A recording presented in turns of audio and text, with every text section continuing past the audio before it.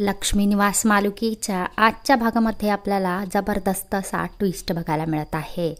आपल्याला असं बघायला मिळत आहे की आता लक्ष्मी आणि निवास सिंचनाला घेण्यासाठी गाडी पाटलांच्या घरी गेलेले असतात। तिथे आजी त्यांचा खूप अपमान करते आहे। त्यानंतर श्रीनिवास सिंचनाला समजावून सांगण्याचा खूप प्रयत्न करतात, तरी सुद्धा सिंचनाचा हाच निर्णय आहे की मी त्या घरामध्ये पुन्हा अजिबात नांदायला जाणार नाही।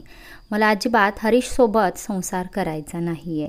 लक्ष्मी आणि श्रीनिवास तिला समजावून सांगतात की तुझं हरीशवर खूप प्रेम आहे, म्हणूनच तर तू पळून जाऊन लग्न केलंस।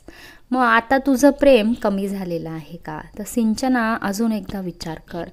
परंतु आजी सिंचना सगळे मिळून लक्ष्मी आणि श्रीनिवासला दुःखी मनाने हकलून देतात।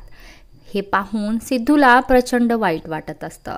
आता भावनाच्या डोक्यामध्ये एक खूपच खतरनाक असा प्लॅन आलेला असतो। ती सिद्धूला सांगते की आपल्याला सिंचना वहिनीला जर पुन्हा सासरी पाठवायचं असेल तर एक जबरा प्लॅन माझ्या डोक्यात आलेला आहे।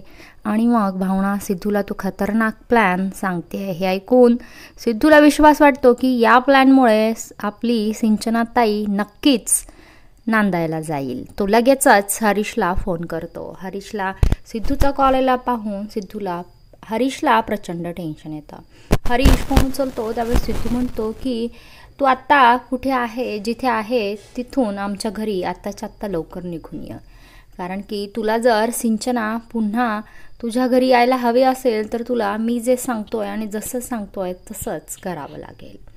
आणि हरीश तर सिंचनाला परत आणण्यासाठी काहीही करायला तयार असतो।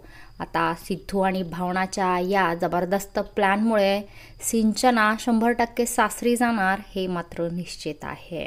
भावनाने आता सिद्धूला सपोर्ट करायचं आणि त्याला आधार द्यायचं ठरवलेलंच आहे, कारण की सिद्धूचा दुःखी चेहरा भावनाला आता पाहू वाटत नाही। त्याच्यामुळे भावना आणि सिद्धू आता सिंचनाला सासरी घालवल्याशिवाय स्वस्थ बसणारच नाहीत। काय त्यांचा हा प्लॅन यशस्वी होईल का? हे पाहणं खूप रंजक ठरेल।